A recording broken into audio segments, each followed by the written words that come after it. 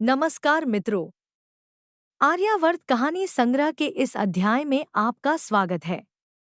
इस अध्याय में हम एक रहस्यमयी गांव के बारे में बताने वाले हैं जो किसी समय में चीन देश में हुआ करता था। तो शुरू करते हैं एक कहानी जिसका नाम है जादुई उल्टा गांव।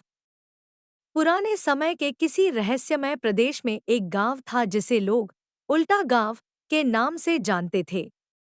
यह गांव दिखने में तो बिल्कुल सामान्य था, परंतु इसमें एक अनोखा और जादुई रहस्य छिपा था। जब कोई इस गांव में प्रवेश करता तो सब कुछ उल्टा हो जाता। लोग उल्टा चलते थे, पेड़ की जड़ें ऊपर और टहनियां नीचे होती थीं, यहाँ तक कि पानी भी नीचे से ऊपर की ओर बहता था। गांव में एक युवा लड़का रहता था जिसका नाम रामू था। रामू हमेशा से यह जानना चाहता था कि उसके गांव की यह अद्भुत स्थिति क्यों है।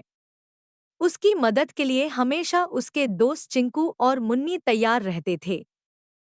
तीनों मिलकर गांव के रहस्य का पता लगाने का निश्चय किया। एक दिन जब रामू, चिंकू और मुन्नी गांव के पुराने पुस्तकालय में असाधारण किताबें पढ़ रहे थे, तब उन्होंने एक पुरानी पांडुलिपि पाई।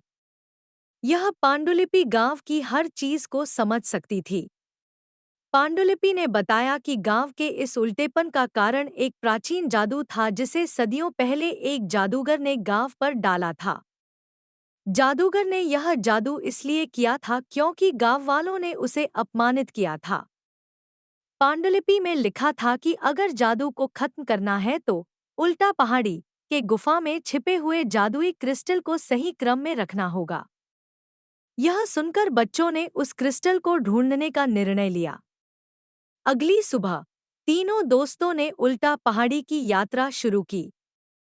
पहाड़ी का रास्ता बहुत कठिन और खतरनाक था, लेकिन उनकी हिम्मत ने उन्हें आगे बढ़ने के लिए प्रेरित किया।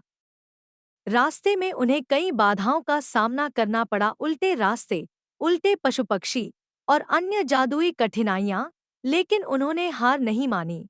तीनों दोस्तों ने एक दूसरे का साथ देकर हर मुश्किल को पार किया। अंत में वे पहाड़ी की चोटी पर पहुंच गए, जहां एक गुफा थी।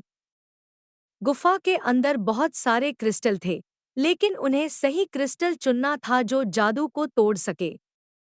उन्होंने ध्यान से हर क्रिस्टल को देखा और पाया कि एक खास क्रिस्टल अलग चमक रहा था।